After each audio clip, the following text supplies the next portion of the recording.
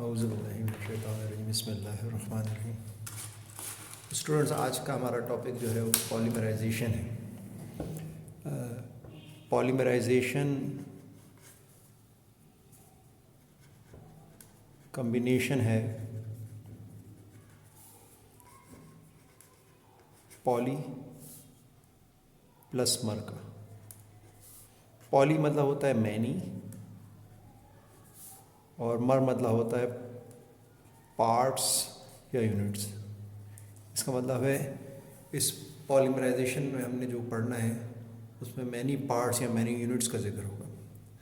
For example मैं आपको इस तरह समझाऊं कि ये एक मॉलिक्यूल है और ये दूसरा मॉलिक्यूल है। इनको हम कलेक्टिवली कह सकते हैं ये मोनोमर्स हैं।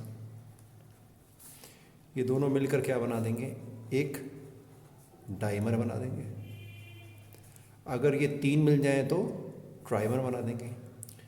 इन केस इस तरह के बहुत सारे छोटे छोटे मॉलिक्यूल्स अगर आपस में जुड़ जाएं तो ये बहुत सारे छोटे छोटे मॉलिक्यूल्स आपस में मिलकर एक बड़ा और हैवी मॉलिक्यूल बना देंगे। ये बड़ा और हैवी मॉलिक्यूल जो है वो क्या कहलाएगा? पॉलीमर कहलाएगा। और ये जो फिनोमेना है क्या कहलाएगा? पॉलीमराइजेशन कहलाएगा। दूसरे अल्फाज में मैं और आप ये कह सकते हैं कि पॉलीमराइजेशन एक ऐसा प्रोसेस है जिसमें बहुत सारे छोटे छोटे मॉलिक्यूल आपस में जुड़ते हैं और ये एक बहुत ही हैवी और बड़ा मॉलिक्यूल बना लेते हैं। इस प्रोसेस को हम पॉलीमराइजेशन कहते हैं। पॉलीमराइजेशन की ऑर्गेनिक केमिस्ट्री में बहुत ही अहमियत है, बिकॉज हम इससे बहुत ही स्मॉल मॉलिक्यूल को बहुत ही अहम तरीन पॉलीमर्स में कन्वर्ट कर देते हैं, जो भी हम आम कॉमन ज़िंदगी में भी इस्तेमाल बहुत ज़्यादा कर रहे होते हैं।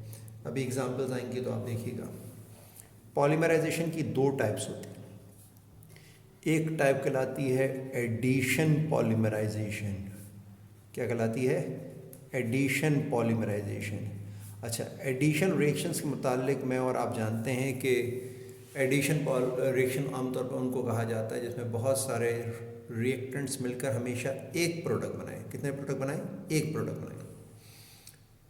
हम और आप जानते हैं कि ऑर्गेनिक कंपाउंड बेसिकली दो तरह के हैं, एक सैचुरेटेड कहलाते हैं और एक अनसैचुरेटेड कहलाते हैं। जो तमाम मॉलिक्यूल सैचुरेटेड कहलाते हैं वो सिंगल बॉन्ड रखते हैं अपने अंदर, और जो अनसैचुरेटेड कहलाते हैं में डबल और ट्रिपल बॉन्ड मौजूद होते हैं। एडिशन पॉलीमराइजेशन में सिर्फ वो मॉलिक्यूल हिस्सा लेंगे जिनमें डबल और ट्रिपल बॉन्ड होंगे। मिसाल के तौर पर हम CH2 डबल बॉन्ड CH2 लेते हैं तो ये ईथीन है। क्या है भाई? ईथीन। ऐसे हम n नंबर ऑफ मॉलिक्यूल ले लें। n से मुराद ऐसे हज़ारों लाखों करोड़ों की तादाद में मॉलिक्यूल। मैं और आप जानते हैं अगर मैं ईथीन का एक मोल भी ले रहा हूँ तो इसका मतलब होता है 6.02 × 10⁻23 मॉलिक्यूल्स। इन मॉलिक्यूल्स को अगर हम 200 डिग्री सेंटीग्रेड पर और 100 एटमॉस्फेयर प्रेशर पर, जो काफ़ी हाई है, इस पर रिएक्शन कराएं तो ये CH2 बॉन्ड CH2 बनेगा और ये चेन आगे कंटिन्यू होगी। ये देखिए, इस बॉन्ड का और इस बॉन्ड का मतलब ये है कि चेन रुक नहीं रही है बल्कि चेन आगे जा रही है। और यहाँ पर N लगा होगा तो N से मुराद ये होगी कि ये N मॉलिक्यूल्स जो हैं आपस में जुड़ गए। यानी इतने मॉलिक्यूल्स हैं कि जिनको हम काउंट ही नहीं कर सकते, लिहाजा यहाँ N का वर्ड लग जाता है। इस कंपाउंड को हम कहते हैं ये पॉलीईथीन है, या आम तौर पर ऐसे लोग पॉलीथीन भी कहते हैं। क्या कहते हैं भाई? पॉलीथीन भी कहते हैं। पॉलीथीन एक इंतहाई इम्पॉर्टेंट पॉलीमर है जिसको हम जगह जगह इस्तेमाल करते हैं। जैसे कि हम प्लास्टिक बैग्स बनाते हैं, हम बॉटल्स बनाते हैं, उनके कैप्स बनाते हैं, उनके लिड्स बनाते हैं और बहुत सारी कंटेनर्स बनाते हैं, जैसे कि बाल्टियाँ होंगी, जैसे कि आप पानी की टंकियाँ कुछ देखते हैं जो कि इसी पॉलीमर से बन रही होती हैं। इसमें और चीज़ें भी मौजूद होती हैं लेकिन मेन इंग्रेडिएंट इनमें क्या होता है? पॉलीईथीन होता है। और मैं और आप जानते हैं ये इंतहाई इम्पॉर्टेंट कंपाउंड होता है। अब इसमें आप देखें एडिशन पॉलीमराइजेशन में जो एम्पेरिकल फार्मूला है, यानी वो दोनों तरफ सेम है। एम्पेरिकल फार्मूला मतलब ये है कि देखें टोटल कार्बन यहाँ 1 और 1 2 और हाइड्रोजन 4 है। यहाँ पे टोटल कार्बन 2 और हाइड्रोजन 4 है। तो जो एडिशन पॉलीमराइजेशन में हमेशा अनसैचुरेट कंपाउंड हिस्सा लेंगे, उसमें प्रोडक्ट हमेशा सिर्फ एक बनेगा, सिर्फ एक प्रोडक्ट बनेगा और कुछ भी नहीं बनेगा उसके अलावा। और प्रोडक्ट का फार्मूला का एम्पेरिकल फार्मूला रिएक्टेंट के एम्पेरिकल फार्मूले जैसा होगा। इसी बुनियाद पर जो प्रोडक्ट का नाम होता है वो रिएक्टेंट के नाम पर ही आ जाता है, यानी अगर इथीन था तो पॉलीइथीन हो गया। इसी तरह एक और कंपाउंड बड़ा मशहूर है जो CH2 डबल बॉन्ड CH और यहाँ Cl लगा होता है। इस कंपाउंड को हम कॉमनली कहते हैं विनाइल क्लोराइड। क्या कहलाते हैं?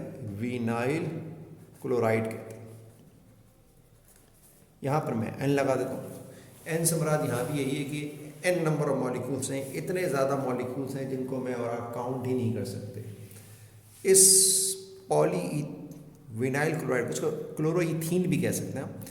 अगर आप 80 डिग्री सेंटीग्रेड पर हीट करें H2O2 की मौजूदगी में, तो ये डबल बॉन्ड टूट जाएगा, नहीं पाई बॉन्ड से ब्रेक हो जाएगा और Cl अपनी जगह ही रहेगा। अब बॉन्ड टूटने से इन दोनों कार्बन की इक्विवेलेंसी क्या हो गई है? एम्प्टी हो गई है। तो आप यहाँ ऐसे ब्रैकेट दोनों तरफ लगा दें, एक बॉन्ड का निशान यहाँ कंटिन्यू कर दें, एक बॉन्ड का निशान यहाँ कंटिन्यू कर दें। इसका मतलब ये चेन चल रही है, चेन रुक नहीं रही है, बल्कि सैकड़ों की तादाद में, हज़ारों की तादाद में, या लाखों की तादाद में, या करोड़ों की तादाद में ये विनाइल क्लोराइड आपस में जुड़ते चले जा रहे हो, आगे आगे बढ़ता है, इस तरह पीछे भी बढ़ रहे होंगे। और यहाँ इसी को जस्टिफाई करने के लिए हम N लगा देंगे। ये कंपाउंड कहलाता है पॉलीविनाइल क्लोराइड, और मैं और आप जानते हैं कि ये PVC के नाम से बहुत मशहूर है। और PVC के जो पाइप्स हैं वो आमतौर पर आपके घरों में, मेरे घर में इस्तेमाल होते रहते हैं। ये पानी के पाइप्स वगैरह होते हैं। ये आमतौर पर खिड़कियों की जो स्लाइडिंग होती हैं उनको बनाने में इस्तेमाल होते हैं। ये ब्लड बैग्स होते हैं, प्लास्टिक के जो ब्लड बैग्स होते हैं उनको बनाने में इस्तेमाल हो रहा होता है। ये ट्यूब्स बन रही होती हैं, जैसे कि आप आजकल के ज़माने में अगर आप देखें तो ऑक्सीजन जिन लोगों को लगती है, वो ऑक्सीजन के लिए जो ट्यूब्स वगैरह बनाई जा रही होती हैं वो भी PVC की बनी होती हैं। इसके अलावा सबसे इम्पॉर्टेंट इनका एक काम ये है कि वायर और केबल की जो इंसुलेशन होती है वो इनसे होती नहीं। कॉपर वायर होता है, कॉपर वायर के ऊपर एक रेड कलर की या ब्लैक कलर की प्लास्टिक की इंसुलेशन हुई होती है, वो सब PVC होती है। तो ये दोनों एडिशन पॉलीमराइजेशन की एग्जाम्पल थी। इन दोनों पॉलीमराइजेशन की एग्जाम्पल में आपने देखा कि जो प्रोडक्ट बना है उस प्रोडक्ट का फार्मूला और रिएक्टेंट का फार्मूला सेम है। दोनों दफ़ा अनसैचुरेटेड रिएक्टेंट थे, और अनसैचुरेटेड कैसे पहचाने कि यहाँ पे डबल बॉन्ड मौजूद था, तो इस कंपाउंड में डबल बॉन्ड मौजूद होगा, वो क्या कहलाएगा? अनसैचुरेटेड कंपाउंड कहलाएगा। अब दूसरी जो टाइप हमें करनी है, सेकंड टाइप जो पॉलीमराइजेशन की कहलाती है, वो कंडेंसेशन होती है। कौन सी कहलाती है? कंडेंसेशन पॉलीमराइजेशन कहलाती है। इसमें चीज़ें कंडेंस होंगी। अच्छा, इसमें ज़रूरी नहीं है कि अनसैचुरेटेड कंपाउंड हिस्सा लें, इसमें यह भी ज़रूरी नहीं है कि प्रोडक्ट हमेशा एक बने, एक से ज़्यादा ही बन सकते हैं।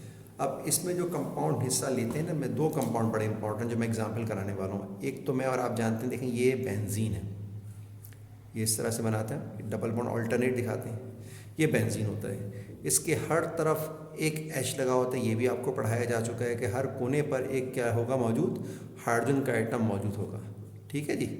लेकिन अगर आप इसमें से किसी भी एक H को हटा दें और उस एक H की जगह पे OH ले आए, तो बनने वाला कंपाउंड क्या कहलाएगा? फिनॉल कहलाएगा। क्या कहलाएगा? फिनॉल कहलाएगा। इसी तरह एक कंपाउंड होता है फॉर्मल्डिहाइड, फॉर्मल्डिहाइड। आमतौर पर फॉर्मल्डिहाइड को हम SCHO करके लिखते हैं, और अगर आप स्ट्रक्चर अलग करके दिखाना चाह रहे हैं तो ये HCH और डबल बॉन्ड O लगता है। आप और मैं जानते हैं इसको कहते हैं कार्बोनिल कार्बन। एडिशन पॉलीमराइजेशन में हमेशा जो मोनोमर्स होते हैं वो आइडेंटिकल होते हैं, एक ही जैसे होते हैं। लेकिन कंडेंसेशन पॉलीमराइजेशन में जो मोनोमर्स होते हैं वो अलग अलग तरह के भी हो सकते हैं। ये तो मैं एक एग्जांपल दे रहा हूँ जो हमारे पास बुक में मौजूद है। इसके अलावा और भी बहुत सारी सैकड़ों एग्जांपल मौजूद हैं। तो एडिशन पॉलीमराइजेशन की जगह जब हम शुरू करते हैं कंडेंसेशन पॉलीमराइजेशन, तो इस कंडेंसेशन पॉलीमराइजेशन में मैं एग्जांपल ले रहा हूँ आपके सामने फिनॉल की। किसकी ले रहा हूँ? फिनॉल। देखिए एक फिनॉल लिया मैं, यहाँ OH है, यहाँ H मैंने दिखा दिया, यहाँ भी मैंने H दिखा दिया, बाकी तीन जगहों पे भी यहाँ H होगा। इस तरह ये एक फॉर्मल्डिहाइड का HC डबल बॉन्ड OH, ये फॉर्मल्डिहाइड। आगे एक प्लस एक और फॉर्मल्डिहाइड फिनॉल दिखाते हैं।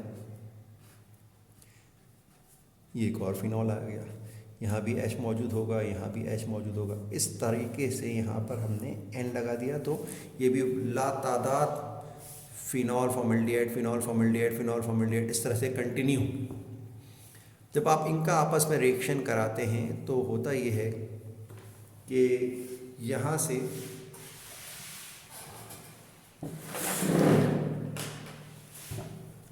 एक हाइड्रोजन का आइटम ये, एक ऑक्सीजन का आइटम ये, एक हाइड्रोजन का आइटम ये, नहीं H और O आपस में कंबाइन हो जाते हैं और बना लेते हैं H2। क्योंकि इस ब्रैकेट के बाहर N लगा हुआ है, लिहाजा यहाँ भी क्या बन जाता है, NH2 बन जाता है। ये NH2 निकल जाने से यहाँ से इस कार्बन की वैलेंसी एम्प्टी हो रही है, यहाँ से इस कार्बन की वैलेंसी एम्प्टी हो रही है, और इस कार्बन के दो बॉन्ड टूट गए हैं। जो कि देखें, कार्बन ने ऑक्सीजन के साथ डबल बॉन्ड बनाया हुआ था, तो डबल बॉन्ड टूट गया, डबल बॉन्ड टूट गया तो दो वैलेंसी एम्प्टी होगी। नतीजा ये निकलेगा कि ये आपने फिनॉल दिखाया, ये OH आ गया, यहाँ से सिर्फ C और दो H बचे, डबल बॉन्ड तो टूट चुका है, तो आपने CH2 दिखा दिया। फिर आपने यहाँ पर फिनॉल का मॉलिक्यूल दिखा दिया ऐसे। अब यहाँ से H जा चुका है, किससे मिल चुका है, वो ऑक्सीजन से, तो ये वाला H की जगह ये कार्बन CH2 से बॉन्ड बना लेगा, ये वाला CH2 इससे बॉन्ड बना लेगा। जिस तरह यहाँ से H और H रिमूव हुए हैं और वो ऑक्सीजन से कंबाइन हुए फिनॉल फॉर्मल्डिहाइड के, इस तरह यहाँ से भी H रिमूव हुआ होगा, यहाँ से भी H रिमूव होगा, इसके आगे भी फॉर्मल्डिहाइड होगा, इससे पहले भी फॉर्मल्डिहाइड होगा, लिहाजा ये चेन ऐसे और ऐसे कंटिन्यू हो जाएगी। अब ये एक पॉलीमर बन जाएगा। इस पॉलीमर में चूँकि मोनोमर सेम नहीं है, एक फॉर्मल्डिहाइड है, एक फिनॉल है, ये फिनॉल है और ये फॉर्मल्डिहाइड है, लिहाजा जो प्रोडक्ट बनेगा उसका नाम अलग ही होगा, वो किसी मोनोमर में तो रखा नहीं जा सकता। तो इसको हम कहते हैं बैकलाइट। क्या नाम है इस पॉलीमर का, बैकलाइट। एक बहुत ही मशहूर ज़माना बैकलाइट है, हाईली हीट रेजिस्टेंट होता है, नॉन टॉक्सिक होता है। ये आमतौर पर इलेक्ट्रिक स्विच बनाने में इस्तेमाल होता है, टॉयज़ बनाने में इस्तेमाल होता है, फ्राई पैन्स बनाने में इस्तेमाल होता है। ये जो खाने के बर्तन होते हैं उनमें जो हैंडल लगे होते हैं आमतौर पर, यानी जिस हैंडल से पकड़ के आप किसी चीज़ को उठाएंगे, यानी जैसे एक कुकर है, कुकर के ऊपर प्लास्टिक का हैंडल लगा हुआ है, ये सब किसके बने होते हैं, बैकलाइट के बने होते हैं। चूँकि ये बहुत ज़्यादा हीट रेजिस्टेंट होता है, गर्मी से इसके ऊपर कोई फ़र्क नहीं पड़ता। आमतौर पर हम देखते हैं प्लास्टिक बहुत सारे ऐसे होते हैं जो कि हीट रेजिस्ट नहीं कर पाते, लेकिन ये पॉलीमर ऐसा नहीं होता। तो ये हमने दो पॉलीमराइजेशन आपको पढ़ा है, एक कंडेंसेशन पॉलीमराइजेशन और एक एडिशन पॉलीमराइजेशन। दोनों में बुनियादी फ़र्क ये है कि लाजमी तौर पर एडिशन पॉलीमराइजेशन में जो मोनोमर्स होंगे वो सेम होंगे, जबकि एडिशन में क्या होगा, सिर्फ जो कंडेंसेशन में क्या होगा, जो मोनोमर्स हिस्सा ले रहे होंगे वो सेम नहीं होंगे, डिफरेंट होंगे। इसके अलावा यहाँ पर एक कोई प्रोडक्ट और भी बनेगा, जैसे NH2 बन गया, यानी कोई छोटा मॉलिक्यूल रिमूव होगा, जैसे कि H2O, जैसे कि HCl भी हो सकता है, जैसे कि NH3 भी हो सकता है। उसके नतीजे में कुछ एटमों की वैलेंसीज एम्प्टी होंगी, तो जिन एटमों की वैलेंसी एम्प्टी होगी वो एटम आपस में क्या हो जाएंगे, ज्वाइंट हो जाएंगे और एक प्रोडक्ट बन जाएगा। इस तरह की पॉलीमराइजेशन को हम कंडेंसेशन पॉलीमराइजेशन कहते हैं। मैं आपको इसके साथ इसकी वर्कशीट भी भेज रहा हूँ, वो आप नोट कीजिएगा। अगर किसी स्टूडेंट को कोई सवाल करना हो तो वो सवाल भी कर सकता है, और अगर वो इस लेक्चर को समझ नहीं पा रहा है तो वो फ़ोन कॉल करके टाइम लेकर क्लास लेने भी आ सकता है। और ये हमारी मिडशिप अरेंजमेंट है जो कुछ अर्से तक चलेगी, 1 हफ्ते या 2 हफ्ते, उसके बाद हम दोबारा फिज़िकल क्लासेस स्टार्ट कर देंगे इंशाल्लाह। आई होप कि आपको मामला लेक्चर समझ में आया होगा और आप इससे फ़ायदा उठाने की कोशिश करेंगे वक्त व हालात की नज़ाकत को समझते हुए। जज़ाकल्लाह।